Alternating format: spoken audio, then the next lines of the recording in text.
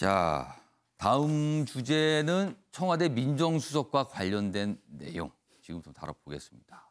어제도 이 내용 좀 깊숙이 다뤄들었는데 정치권에 굉장히 뜨거운 이슈로 부상을 했습니다. 첫 번째 기사입니다. 결국 문 대통령이 검찰 인사 재가를 했다. 그렇다면 검찰과 타협 생각 없다는 방증이다. 이렇게 제목이 돼 있습니다. 그러니까 지금 어제 청와대 관계자가 설명을 했어요. 인사에 관련해서 이견이 있었는데 결국에는 법무장관의 인사안을 대통령이 재가한 거다. 그리고 그 과정에서 신현수 민정수석의 의견이 반영이 안 된 거다. 이겁니다. 그렇다면 법무장관의 인사안을 재가한 것은 바로 검찰과는 타협 생각 없다는 뜻이 된다. 이 기사는 이렇게 다루고 있습니다. 자, 여기 보시면요.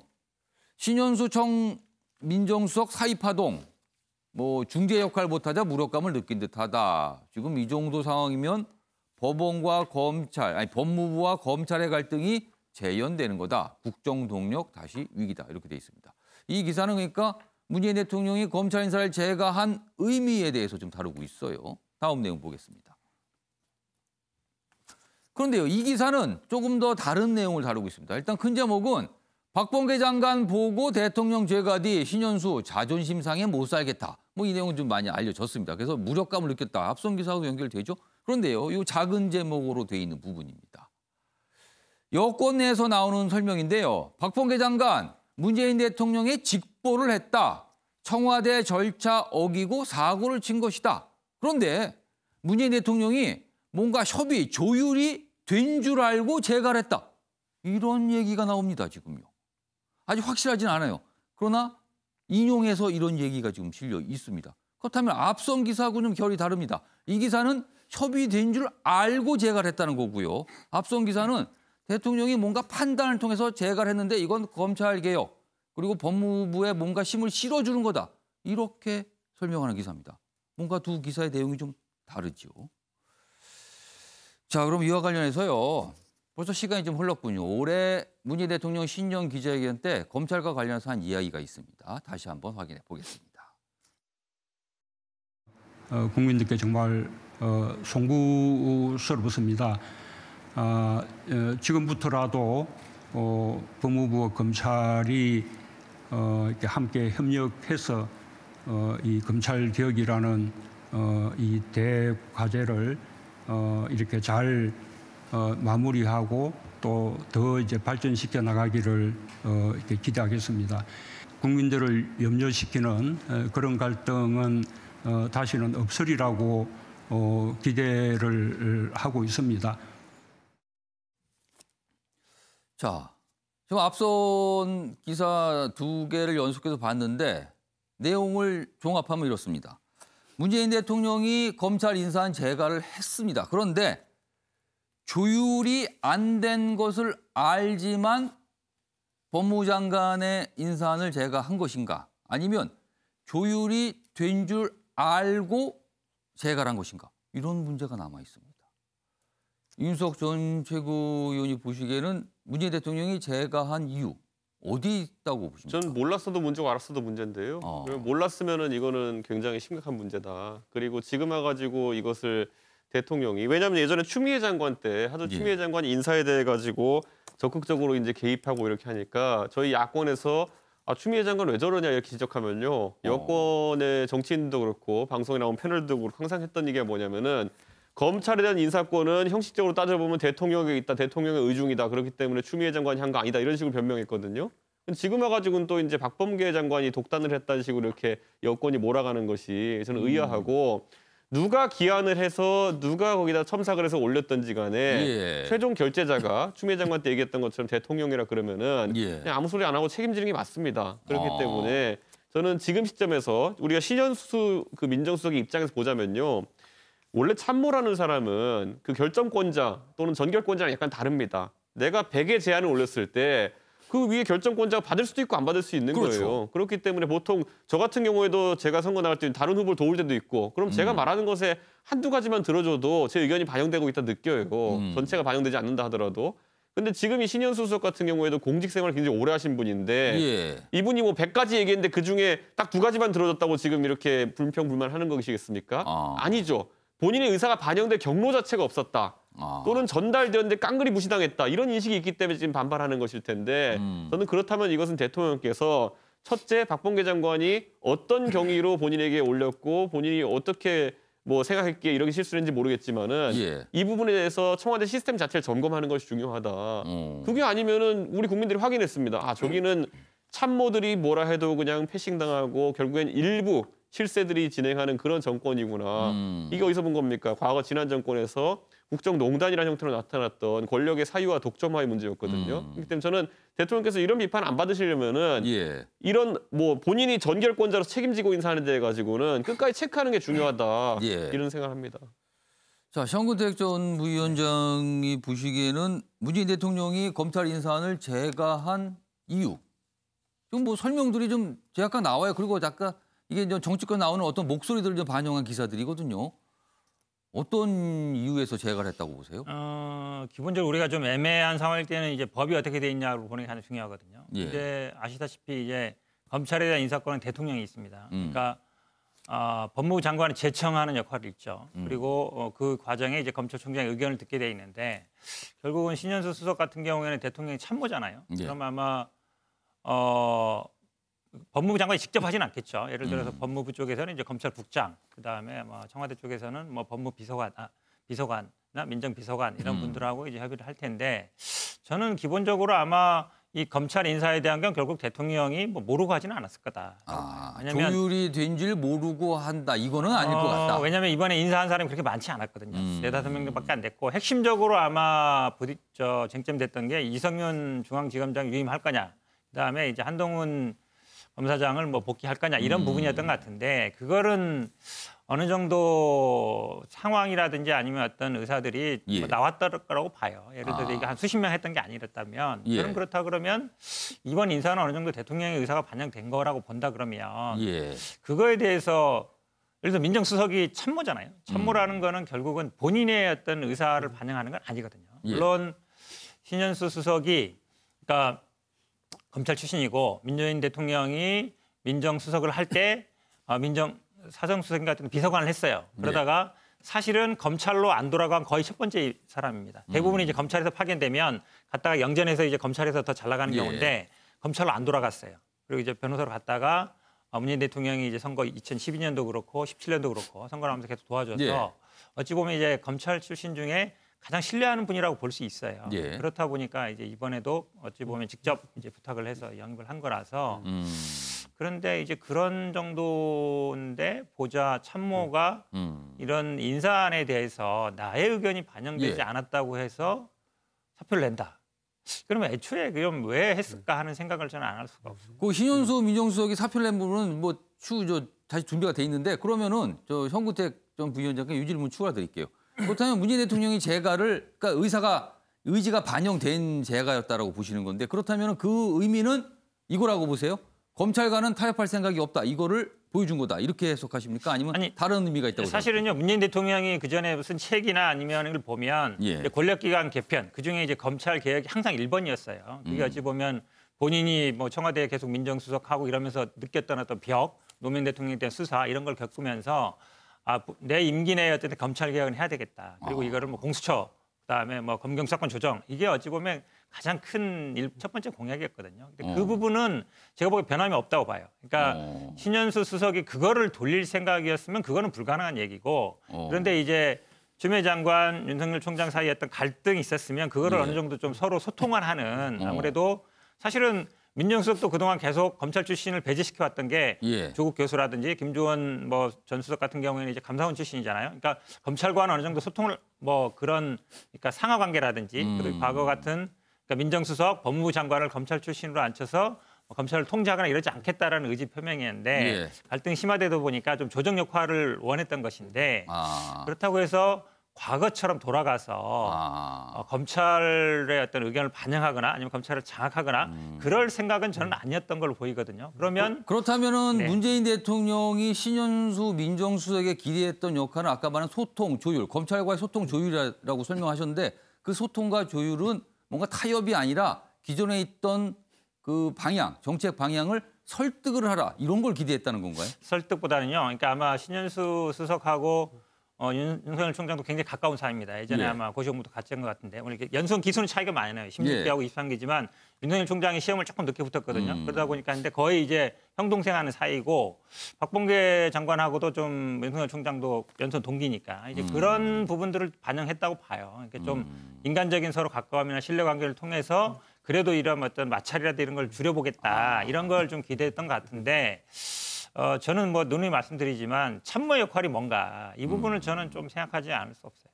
예, 이준석 전 최고위원. 저는요, 이게 참 여권이 딜레마인 게 대통령이 제대로 사안을 알고 검찰개혁에 대한 의지로 이것을 이렇게 결행했다라고 예. 표현하면은 그거 되게 우스워지는 것이 뭐냐면요. 이번에 인사의 내용을 보시면요. 예. 이 안에 검찰개혁이 어디 있습니까? 인사의 내용을 보면 이번에 인사에서 해결됐던 거는 자, 어쨌든 대검과 서울중앙지검이라는 중요 보직에서 지금 대검의 윤석열 총장에 대해 가지고 사실상의 그 밑에 대검 부장들 같은 경우에는 반기를 들었던 것이고 예. 그를 몰아내기 위한 추미애 장관의 작전에 동참했던 사람들이에요. 그러다 보니까 윤석열 총장 측에서 불편하게 생각해서 여기 내 맘대로 안 될 거면 차라리 비워놔라라고 했다는 이제 보도도 있었는데 예. 그런 것처럼 이 불편한 관계, 대한민국의 수사를 총괄해야 되는 대검의 총장과 그리고 부장들이 그 실무 부장들이 배치하고 있는 상황 속에서는 이게 대한민국 수사가 이루어지겠습니까?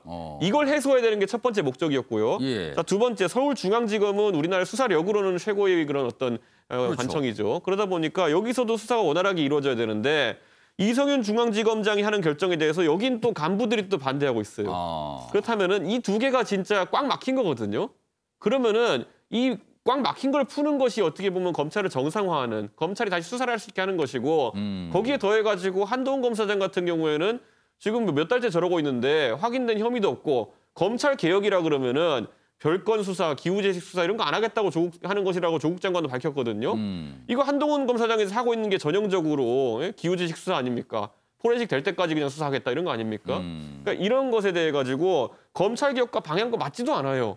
그런 상황 속에서 이런 어떤 대통령의 의중에 따라서 이런 예. 뭐 아무것도 해결하지 못한 인사를 했다 그러면은 그것도 참 희한한 일입니다. 그렇기 때문에 이렇게 해명해도 문제예요. 저렇게 해명해도 문제이기 때문에 그냥 청와대 시스템이 잘못했다라고 해명하는 게 차라리 낫고 고치겠다 하면 됩니다. 자, 이번에는요. 이 초점을 신현수 수석에게 맞춰 보겠습니다. 기사가 준비되어 있습니다. 오늘 이런 기사도 좀 나와 있습니다. 신현수 9일 첫 사의 문재인 대통령 처음엔 후임 찾자고 답을 했다.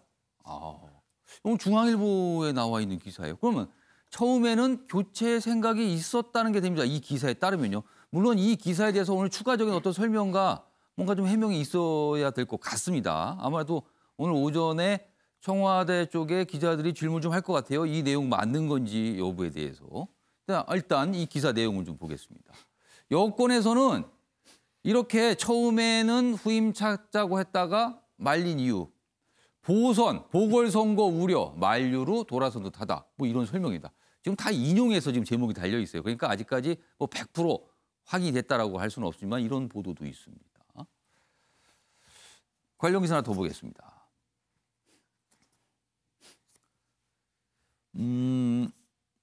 요 기사 앞서서 매일경제 기사 하나 좀 더 보여주세요. 여기 있습니다. 이게 정치권 반응을 또 여기 싣고 있습니다. 야당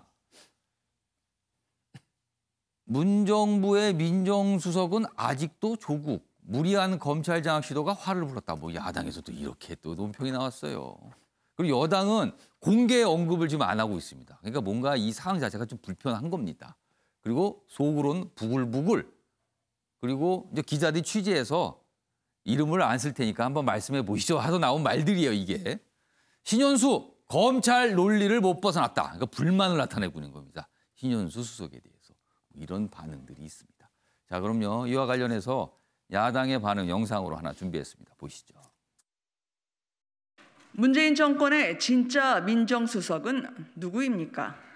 이번 인사엔 친조국 라인인 비서관이 수석을 제치고 대통령 재가를 받아냈을 것이라는 보도까지 나오고 있습니다. 저작거리에서도 보지 못할 짬짬입니다. 자, 박찬 교수님. 네. 지금 신현수 수석은 계속 사퇴하겠다. 그런 생각을 나타내고 있다 그래요. 그런데 문재인 대통령이 계속 반려를 하고 있다는 거 아닙니까? 그리고 좀 뭐 앞선 기사에 따르면 처음에는 교체를 하려고 했다가 여러 가지 고려해서 이제 반려로 갔다는 뭐 보도도 있는데 뭐 그건 좀 더 추가적인 확인이 필요해 보입니다. 자, 문재인 대통령 계속 왜 사표를 반려할까? 이 정도면은 대통령의 생각과 수석의 생각이 좀 다르다고 보이잖아요. 그렇다면은 통상 이럴 경우에는 교체가 되는 경우가 과거에도 있었는데 왜 계속 반려를 하는 것일까? 어떻게 보세요?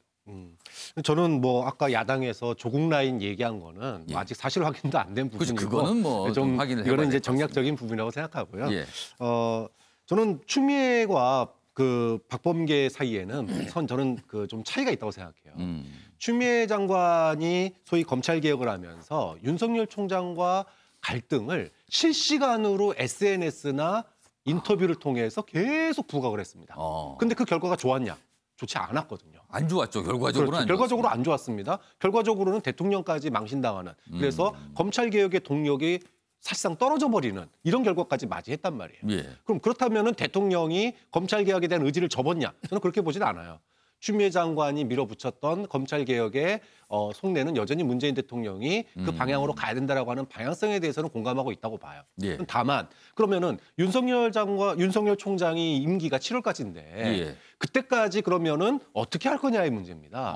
포스트 윤, 소위 말해서 다음 검찰총장까지 이 관계를 갖다가 저는 이번 그 신년 기자회견에서 화해 모드로 갔다라는 거는 예. 안 싸우겠다는 게 아니라 추미애 장관처럼 겉으로 드러내면서 사사건건 인사 문제 가지고 갈등하는 것이 아니라 예. 싸우더라도 물밑에서 조용히 이게 저는 문 대통령의 기조였다고 봐요. 근데 그런 드러났잖아요, 측면에서 지금. 인사적인 관계 측면에서 소위 인간적으로 가깝다라고 하는 박범계 장관 그다음에 신현수 수석을 그래서 그 자리에 앉힌 건데 예. 왜 그러면 대통령의 첫 반응이 후임 찾지요라고 신현수 수석이 사의를 표명했을 때 그랬을까? 근데 그 뒤에 왜 바뀌었을까라고 하는 걸 본다면 예. 신현수 수석이 대통령의 의중을 잘 못 읽었다. 내가 조용히 이거 밑에서 소리 안 나오게 조율하라고 당신이 시켰는데 당신이 먼저 그만두겠다고 한다면은 당신이 지금 참모로서 역할 제대로 하고 있는 거냐라고 하는 질책이 담긴 건데 문제는 예. 어쨌든 7월까지는 이 국면을 갖다가 시끄럽게 만들지 않아야 된다는 거예요. 그게 검찰에서 나왔던 법무부에서 나온 게 아니라 오히려 청와대에서 시끄러운 소리가 나온다라면은 이거는 이제 레임덕 문제까지도 이게 불거질 수 있는 사안이거든요. 사표가 수리될 경우에는 이게 공시가 되는 거니까. 그렇죠. 그렇기 때문에 처음에는 욱해서 후임 찾아보지요라고 했을 수 있겠지만 곰곰이 생각해 보면 예. 결국은 애초의 기조 올 7월까지는 물밑에서 싸우더라도 물밑에서 조용히 소리 안 나게 잡음 없이 이게 저는 문 대통령의 기조가 아닌가 싶습니다. 그러니까 갈등이나 어떤 뭐 다툼, 그러니까 뭐 다툼이라는 표현이 갈등이 있는 건 어쩔 수 없다. 그러나 이게 밖으로 드러내서 굉장히 부담을 주는 그런 거는 원치 않기 그렇죠. 국정에 때문에 부담을 주면 안 된다는 거죠. 이 사표를 계속 반려하고 있는 거다. 이렇게 해석을 해 주셨어요. 모릅니다. 지금 이거 모르죠. 사실은 해석을 하는 겁니다. 지금 이 상황에 대해서. 윤영걸 전 대표께서는 계속 사표를 반려하는 이유 어디에 있다고 보세요? 처음에는 사표를 받아들인다고 의구심 표명을 했다고 일부 보도에 나오잖아요. 지금 보도에 따르면 그렇게 설명이 되고 있어요. 그렇죠. 그것만 봐도 이번에 검찰 인사는 대통령이 충분히 협의가 안 된 거를 알고 대통령이 결정해서 검찰 인사를 한 거다. 이게 조율이 안 됐지만 한쪽을 한 거다. 선택을 한 거다. 그래서 사표 낸 이유를 저는 이해하기 때문에 예. 신현수 그 민정수석이 사표 낸 거를 이해하기 때문에 사표를 받아주고 후임 찾는다 이렇게 얘기했는데 왜 번복했을까? 그 명분이 없는 거죠. 예. 대통령의 뜻을 가장 잘 알고 과거 그 문재인 대통령 선거 캠프도 있었고 참여정부 그 민정수석실 같이 근무했잖아요. 예. 가장 가까운 사람인데 그 사람이 임명된 지 작년 연말에 임명돼서 한 달 20일도 안 돼서 검찰 인사를 계기로 사표를 낸다. 명분이 없는 거죠. 명분이. 또 하나는 명분하고 또 하나는 후유증이죠. 이렇게 되면은 검찰하고는 이제 완전히 돌아서서 갈라서서 극과 극으로 전면전으로 가야 되는데 지금 검찰 수사가 월성 1호기부터 울산시장부터 라인 모티브부터 수사가 산적돼 있잖아요. 그러니까 문 대통령으로 봐서는 그 대통령과 관련된 그 수사에 신경을 안 쓸 수가 없는 거죠. 그래서 문 대통령의 딜레마가 저는 그거 아닌가 봐요. 당근과 채찍을 골고루 써야 되는데 신현수 민정카드는 당근용이고 그 밑에 이광철이나 박범계 장관은 채찍용인데 그 두 개 번갈아 가면서 쓰면서 그 운용을 해야 되는 게 어떻게 보면 문재인 대통령이 감독인데 신현수가 나가면 이제 채찍만 남잖아요. 네, 그렇게 되면은 앞으로 어떻게 될지 더 후유증이 올 7월까지 그 윤석열 검찰총장 임기인데 예. 그때까지는 굉장히 여러 가지 혼란이 불가피하다 이렇게 볼 수 있기 때문에 저는 유임을 택한 거 아닌가 뭐 이렇게 생각이 들고 신현수 민정수석이 저는 그만둔 거는 세 사람 때문이죠. 하나는 문재인 대통령이 알면서 자기 뜻을 안 받들어줬고 또 하나는 어제 청와대에서 이광철 민정비서관은 모르는 그 이견이 없다 했는데 예. 민정수석실을 거쳤기 때문에 민정수석이 패싱이 아니라 그랬는데 민정수석실이라고 그랬어요. 민정수석이 아니고 예. 민정수석실에는 밑에 이광철이 있는 겁니다. 민정비서관. 예. 그러니까 이광철하고 협의해서 대통령한테 가도 민정수석실을 패스 아니에요. 그러니까 그런 뜻에서 저는 이광철 밑에 부하가 패스한 거, 또 박범계 장관이 외부에서 또 패스한 거, 이 세 분 때문에 사표를 냈기 때문에 계속 저는 사표를 본인이 회수할 가능성은 상당히 낮은 거 아니냐 저는 이렇게 생각합니다. 예, 윤석 전 최고요. 저는 여권이 지금 딜레마가요. 결국에는 신현수 그 수석에 대해 가지고 초기에는 일부 인사가 뭐 검찰의 습성을 버리지 못했다는 이 검찰 버튼만 눌리면 민주당이 하는 얘기 있지 않습니까? 그 얘기를 했어요. 그런데 지금은 그 얘기를 또 못 하고 있는 것이 신현수 수석은 지금요 이 과정 전반에 있어서 굉장히 대통령에 대한 예의를 지키고 있는 겁니다. 본인 입으로 실제로 무슨 불만이 있는지 이런 건 밝히지도 않았고요. 항명을 하지도 않았습니다. 그냥 사표만 제출했거든요. 나머지는 다 주변 취재를 통해서 이제 얻어진 정보이기 때문에 좀 민주당 입장에서 신현수 수석에 대해 가지고 긁으면 안 된다 봅니다. 긁으면은 이분도 하실 말씀이 생길 것이고 아까 윤영걸 대표님 말씀하신 부분들 이게 지금은 측근의 전원으로 나와 있는 것들이지만은 사실로 확인되면요 굉장히 큰 문제고요. 이거는 국정농단이라 이름 붙일 수 있고 인사농단이라 이름 붙일 수 있는 겁니다. 그렇기 때문에 여권 관계자들이 그 늘상 하던 대로 뭐 검찰이 이랬다니 하면서 긁지 않았으면 좋겠습니다. 네. 예, 신영세 정부위원장. 지금 뭐 이광철 비서관하고 뭐 그러니까 패스했다는 얘기 나오는데 저는 뭐 그럴 가능성 별로 없다고 봐요. 저도 이제 법률지원단에서 뭐 두 분하고 같이 일을 했었는데 왜냐하면 신현수 지금 수석이 그 당시에 법률지원단장을 했고요. 그다음에 이광철 비서관이 그 당시에 이제 팀장을 했는데 예. 굉장히 이제 깍듯한 관계였거든요. 그렇다 본다 그러면 뭐 신현수 수석을 그럼 뭐 어제 패싱하거나 청와대도 그런 걸 없다고 부인을 그렇죠. 했어요. 그럴 일은 거의 없다고. 지금 말씀처럼 이게 예. 무슨 뭐 국정농단, 인사농단까지 갈 만한 상황은 아니에요. 지금 핵심적으로 중앙지검장, 그다음에 한동훈 검사장. 저는 뭐 한동훈 검사장 복귀하는 건 적절하지 않았다고 봐요. 왜냐하면 사실은 뭐 수사 재판 끝나지 않은 상황이었고 예. 그런데 뭐 우리가 한동훈 검사장이 일찍 붙고 그 기수 잘 나가긴 했지만 굉장히 잘 나갔었거든요. 근데 한 번 잘 나가는 사람 계속 잘 나가지는 않아요. 그리고 어느 정도 정리될 때까지는 직접 수사부서에 있지 않은 게 맞죠. 왜냐하면 본인이 영향을 미칠 수 있으니까. 그리고 이성윤 지검장도 이제 핵심이었지만 저는 사실은 이거를 막 변경하는 게 아니라 현상 유지하는 거거든요. 현상 유지하는 거는 뭘 건드리는 게 아니에요. 예. 그대로 두는 거잖아요. 그거는 최소한의 어떤 현상 유지는 그냥 어느 정도 지키는 선이다라고 보지 이거를 변경하는 게 아니었기 그럼 때문에. 제가 저 현구택 부위원장께 추가 질문 하나 하려고 마지막 질문 하나 드릴게요. 지금 아까도 뭐 여러분이 말씀하셨는데 그 4명의 검사장급 인사였잖아요. 4명의 이름이 들어간. 그중에서 핵심이 이성윤 서울지검장이 유임이 된 부분. 이 부분이 네. 그냥 핵심이었다. 이게 가장 중요한 내용이다 그러는데 향후에 이성윤 서울중앙지검장이 검찰총장에 올라갈 가능성 있다고 보십니까? 저 있다고 어렵다고 봅니다. 보십니까? 예, 왜 그러냐면 있다고 보세요? 가능성이 있다고 봐요. 왜냐면 윤석열 지검장도 서울지검장 하다가 바로 갔잖아요. 예. 왜냐면 뭐 지금 현재 상태에서 검찰이 꼭 어떤 뭐 친정부 쪽이냐 아니냐 이런 것도 중요하지만 예. 기본적으로 어느 정도 대통령하고 의사도 맞는 것도 중요하거든요. 그러니까 근데 이성윤 중앙지검장 사실 추미애 장관 그리고 문재인 대통령과 생각의 결이 같다라고 통상 그렇게 보여지잖아요, 지금요. 이번 아마 추미애 장관과 윤석열 총장 사이의 갈등에서 아마 많이 드러났다고 봐요. 뭐 차관이나 이런 분들도 결국에는 결정적인 순간에는 검찰 측에 선다라는 걸 많이 보여줬거든요. 그러니까 결국은 그런 부분들이 그 인사를 할 때 작용할 수밖에 없을 겁니다. 그러니까 윤석열 총장도 임명을 할 때 문재인 대통령 입장에서는 뭐 그래도 어느 정도 신뢰할 수 있는 사람이었는데 조국 장관 그다음 계속 수사를 하잖아요. 어찌 보면 검찰 개혁에 저항하는 듯한 모습을 보였고 이번에 아마 신현수 수석 같은 경우도 그런 약간 이미지를 받을 거라서 저는 뭐 가능성이 열려 있다고 봅니다. 그러니까 윤 총장 퇴임 이후에 총장에 올라갈 가능성이 있다고 지금 보시는 건데 이윤석 전 최고는 어떻게 보세요? 저는 진행자께서 이제 아까 그 총장 자리에 이성윤 지검장이 갈 수 있겠냐 얘기했는데 검찰총장이 갈 일은 없을 테고요. 제가 봤을 때는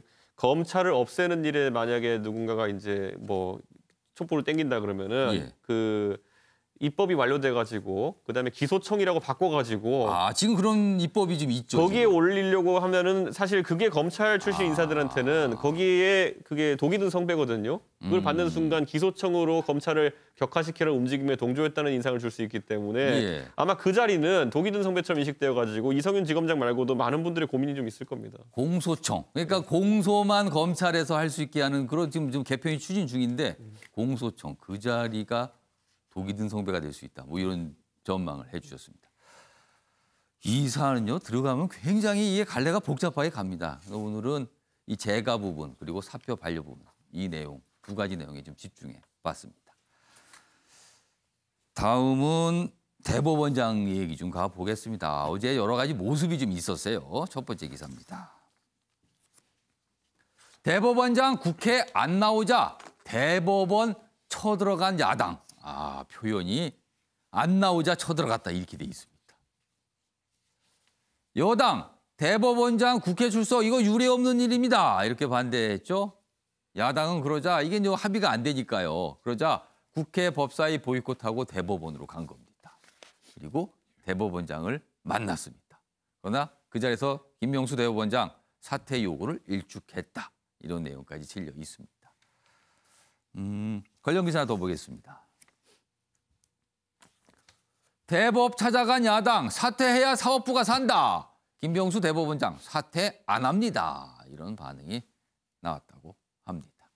자, 그럼요. 먼저 어제 국회에서 뭐 대법원장 출석 문제를 갖고 여러 가지 예의가 있었거든요. 그 모습부터 확인해 보겠습니다.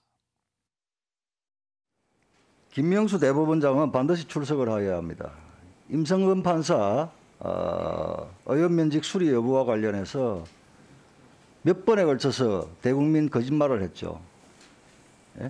심지어 야당 의원들과의 면담 자리에서까지 거짓말을 했습니다.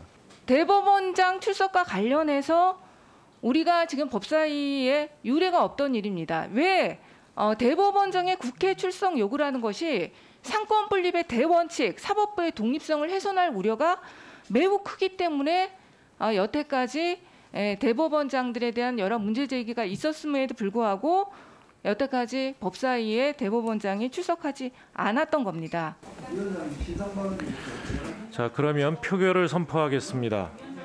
대법원장 출석 요구의 건을 오늘 의사 일정으로 추가하는 것에 대해서 찬성하시는 위원님께서는 손을 들어주십시오. 네, 세 분입니까? 네, 의사진행 발언을 더 이상 진행하지 않겠습니다. 아까 한 분씩 드리겠다고 하지 않았습니까? 아니, 진행은 제가 합니다. 위원장이 하지 뭘. 뭐가 제대로 되지 않은 거예요? 어디가 제대로 되지 않았다는 겁니까? 아니, 김도읍 의원이 모든 이 위원회 의사 진행에 대해서 김도읍 의원이 결재해야 진행이 되는 겁니까? 아니, 김도읍 의원이 위원장 하세요. 그렇게 하시려면. 의원들 발언 기회를 왜 막아요? 위원장을 왜 막아요? 앞으로 발언 기회 많이 있으니까 발언 기회를 왜 막냐고요? 우선 검토해서 막냐고요? 자, 국회에서 저런 모습이 있었습니다. 그리고 야당 의원들이 대법원장을 찾아갔습니다. 그 모습도 확인해 보겠습니다. 할 수 없이 우리가 오늘 김명수 대법원장께 직접 책임을 물어보기 위해서 왔습니다. 자, 들어갑시다. 예.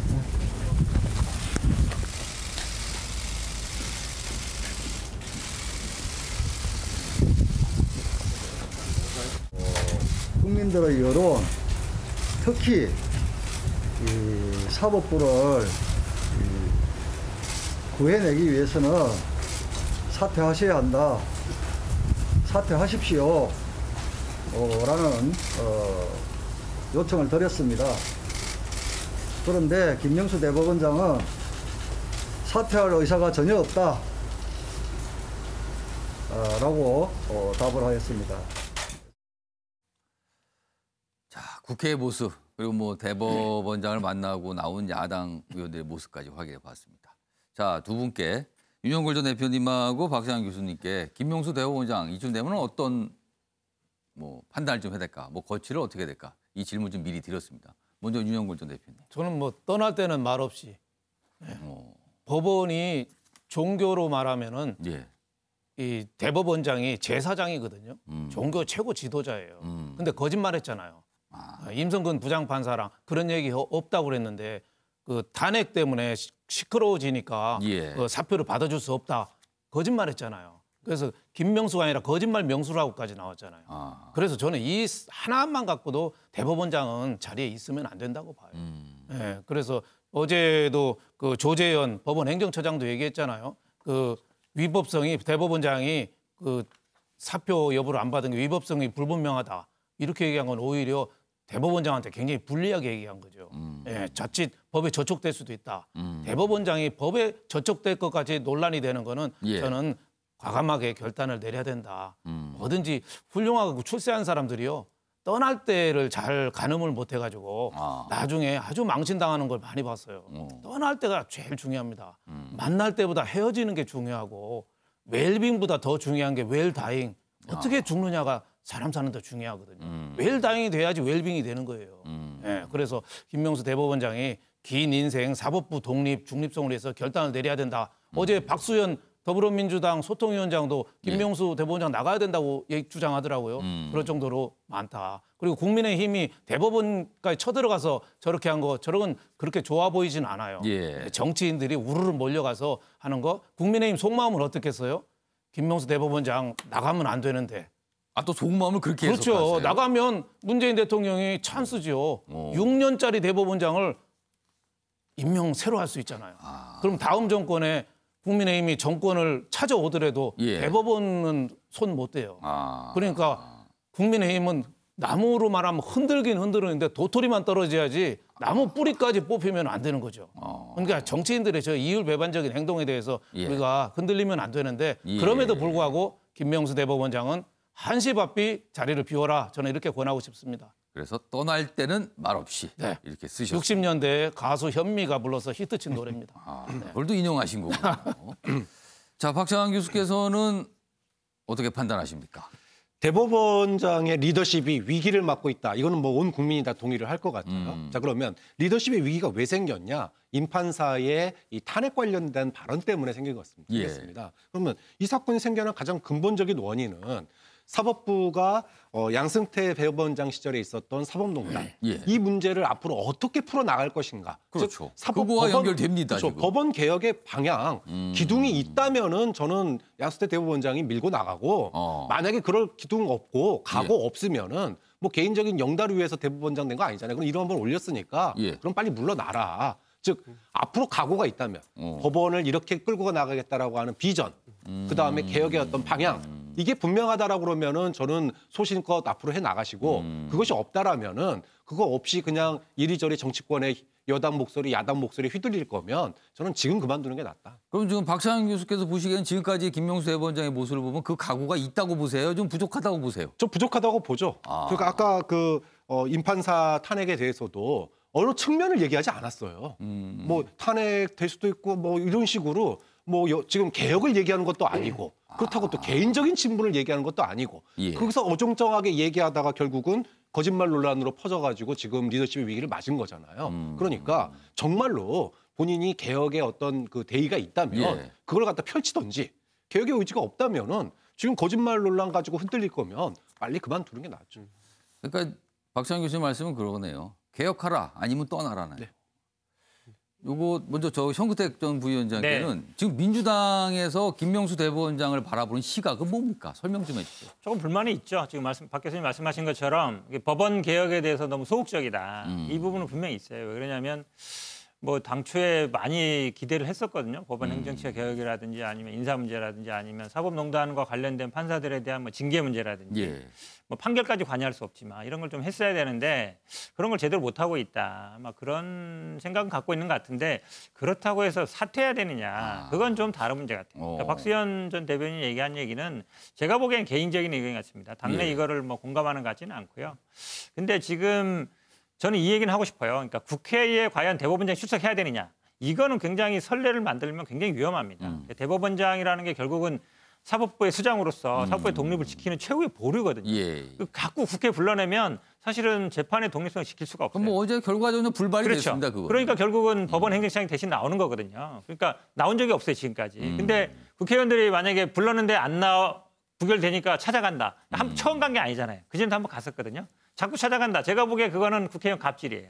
왜냐하면 국회의원이라는 거는 국회에서 정해진 절차에 따라서 소환하고 질문할 수 있어요. 예. 한 번 정도는 제가 항의성 찾아갈 수 있다고 봐요. 또 찾아간다? 그럼 국회를 뭐하러 합니까? 그냥 계속 그냥 가서 항의 방문하지. 제가 보기에는 있다. 국회의원이 이렇게 기관을 뭐 공식적으로 국회의원들이 가면 지난번에 또 막았다고 막 그렇죠. 했잖아요. 뭐 또. 철저로 못 들어오게 했다 그러는데 사실 그 때문에 아마 좀 방문 받은 것 같은데요. 제가 보기엔 저것도 갑질이다. 하지 말아야 될 행위라고. 이준석 전 최고위원.